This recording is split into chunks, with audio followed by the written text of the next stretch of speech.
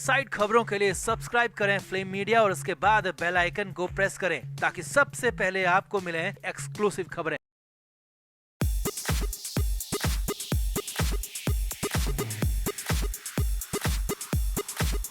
7 महीने, जी हाँ, देखते ही देखते 7 महीने गुजर गए सुशांत सिंह राजपूत की रहस्यमयी मौत को, मगर अभी तक कुछ भी हाथ नहीं लगा। सीबीआई भले ही इस मामले में एकदम साइलेंट हो, मगर एनसीबी रोजाना कुछ ना कुछ ऐसा कर रही है जिससे ड्रग के गंदे धंधे करने वालों की नींद उड़ चुकी है। बॉलीवुड के खिलाफ महाअभियान के तहत एनसीबी अब उत्तर प्रदेश के रामपुर तक पहुंच गई है। जी हां, सुशांत की मौत के बाद जो जांच का सिलसिला शुरू हुआ वो मुंबई से लेकर अब यूपी के रामपुर तक पहुंच गया है और रामपुर में बड़े सबूत हाथ लगे हैं जिसके जरिए न सिर्फ बॉलीवुड की ड्रग गैंग का पर्दाफाश होगा बल्कि सुशांत की मौत का रहस्य भी बेपर्दा होगा। तो आखिर ऐसा क्या मिला रामपुर में? क्यों एनसीबी और सीबीआई की टीम ने रामपुर में डेरा डाल दिया है और रामपुर के साथ रिया चक्रवर्ती का क्या कनेक्शन है, आपको सब बताते हैं। आप इस वीडियो को शेयर करें और कमेंट भी करें।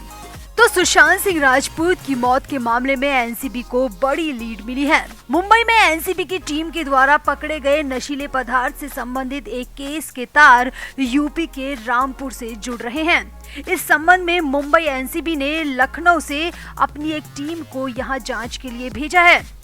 टीम ने थानागंज और शहजाद नगर क्षेत्र में एक व्यक्ति की तलाश में छापेमारी भी की। हालांकि वो व्यक्ति तो नहीं मिला, लेकिन टीम ने उसकी फैक्ट्री पर जाकर भी जांच की। टीम ने अब फैक्ट्री मालिक को समन भेजकर मुंबई में पूछताछ के लिए बुलाया है। टीम ने आरोपी फैक्ट्री मालिक के घर की भी तलाश की। हालांकि यहाँ तो टीम को कुछ नहीं मिला, मगर एनसीबी को पक्की खबर मिली है कि इस फैक्ट्री में एक स्पेशल तरीके की सिगरेट तैयार की जाती है। यहाँ सिगरेट का सिर्फ बाहर का खोल तैयार किया जाता है, उसमें अंदर कुछ नहीं भरा होता, वो खोल पूरी तरह खाली होता है और उसमें फिर तंबाकू की जगह ड्रग भरी जाती है। जी हाँ, एनसीबी को बेहद चौंकाने वाली ये खबर मिली है, जिसके बाद रामपुर में लखनऊ की टीम ने छापेमारी की।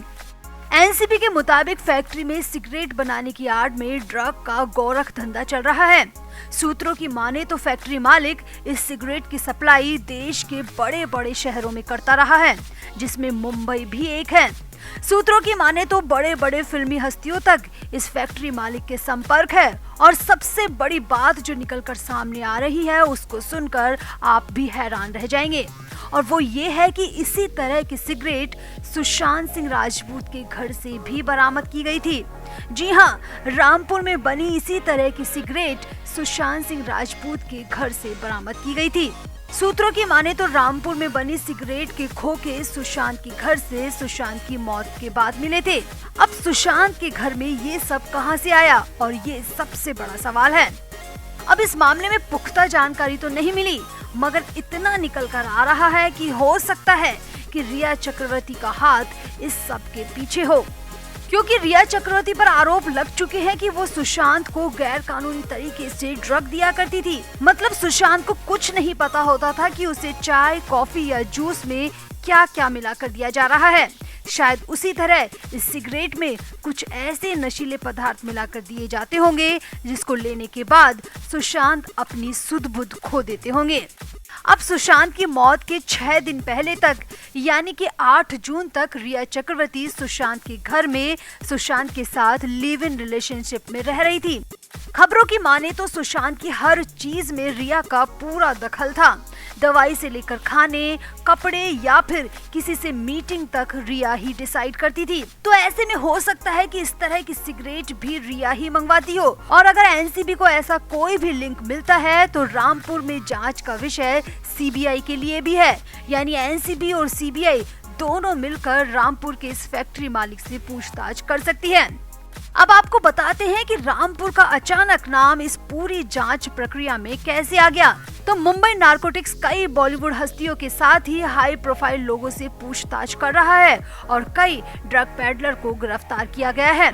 अब आपको याद होगा कि 9 जनवरी को मुंबई की एनसीबी टीम ने करीब 500 ग्राम गांजा के साथ एक पैडलर को पकड़ा था और उसी पैडलर ने पूछताछ के दौरान रामपुर की इस फैक्ट्री का जिक्र किया है, जिसके बाद मुंबई एनसीबी ने लखनऊ की अपनी टीम को तुरंत रामपुर के लिए भेज दिया। मगर शायद फैक्ट्री मालिक को इस बारे में भनक लग गई थी तो वो वहां से फरार हो गया। टीम को पूरी आशंका है कि इसकी फर्म में नशे से जुड़े उत्पाद तैयार किए जाते हैं। लखनऊ की टीम ने फैक्ट्री मालिक को पूछताछ के लिए बुलाया मगर वो वहां नहीं पहुंचा, तो इसके बाद आरोपी को मुंबई की टीम ने समन भेजा है। जी हां, आरोपी को अब पूछताछ के लिए मुंबई के एनसीबी दफ्तर में पेश होना होगा। अगर वो अब भी नहीं पहुंचेगा तो एनसीबी कोर्ट से अरेस्ट वारंट जारी करवा सकती है और उस फैक्ट्री मालिक की गिरफ्तारी भी कर सकती है। और अगर वो फैक्ट्री मालिक मुंबई पहुंचा और उससे पूछताछ हुई तो यकीन मानिए कई बड़े बड़े नाम सामने आ सकते हैं जिनके यहाँ उसकी फैक्ट्री के नशीले उत्पाद सप्लाई किए जाते रहे हैं। खैर, फिलहाल तो मुंबई एनसीबी से समन भेजा गया है और 27 जनवरी को फैक्ट्री मालिक को मुंबई पहुंचने का आदेश दिया है। तो आप भी इस बड़ी खबर को शेयर करें और ड्रग के इस गंदे धंधे पर कमेंट जरूर करें, जो कि न सिर्फ मुंबई बल्कि देश के कई हिस्सों तक फैला हुआ है। तो मुंबई जैसे महंगे शहर में आके रहना, खाना, महंगे कपड़े, बड़ी बड़ी गाड़ियाँ, मैनेजर, मेकअप आर्टिस्ट और फैशन डिजाइनर, ये सब हर कोई अफोर्ड नहीं कर सकता। ये सब अफोर्ड करना हर किसी के वश की बात नहीं है। जो एक्टर या एक्ट्रेस की फिल्में चल जाती हैं, वो तो पैसा कमाकर ये सब खरीद सकते हैं, मगर जिनकी फिल्में नहीं चलती या जिन्हें काम नहीं मिलता, वो बॉलीवुड में सरवाइव करने के लिए शायद ये गंदा धंधा पकड़ लेते हैं, जो कि अब धीरे धीरे सबके सामने आ रहा है। कुछ बेचने वाले होते हैं तो कुछ खरीदने वाले, मगर यकीन मानकर चलिए कि बॉलीवुड का 95% हिस्सा ड्रग की जब्त में आ चुका है। अब इसी कड़ी में नारकोटिक्स कंट्रोल ब्यूरो ने बॉलीवुड ड्रग केस में दक्षिण भारतीय फिल्मों में काम करने वाली एक एक्ट्रेस श्वेता कुमारी को मुंबई से गिरफ्तार किया है। एक्ट्रेस को मुंबई के मीरा रोड इलाके में स्थित एक होटल से पकड़ा गया है।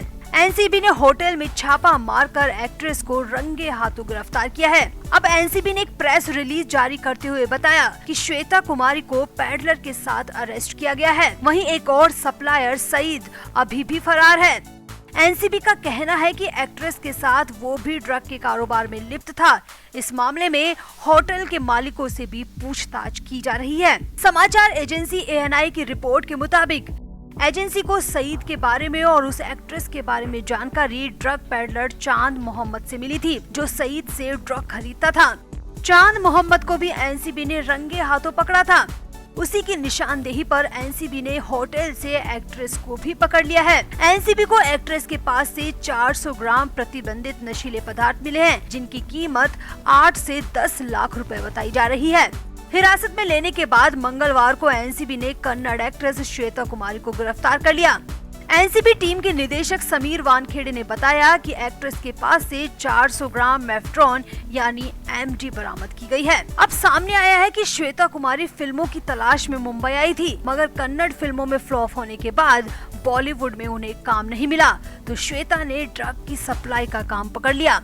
सामने आया है कि श्वेता के बॉलीवुड में बड़े बड़े सितारों से लिंक है और श्वेता के जरिए एनसीबी उन स्टार तक पहुंच सकती है जो अब तक इस मामले में बचते रहे हैं। समीर वानखेड़े की माने तो श्वेता कुमारी को रंगे हाथों पकड़ा गया है। उसके पास से करीब 10 लाख रुपए का माल बरामद हुआ है, जिसकी सप्लाई अलग अलग सेलिब्रिटीज के यहाँ पर की जानी थी।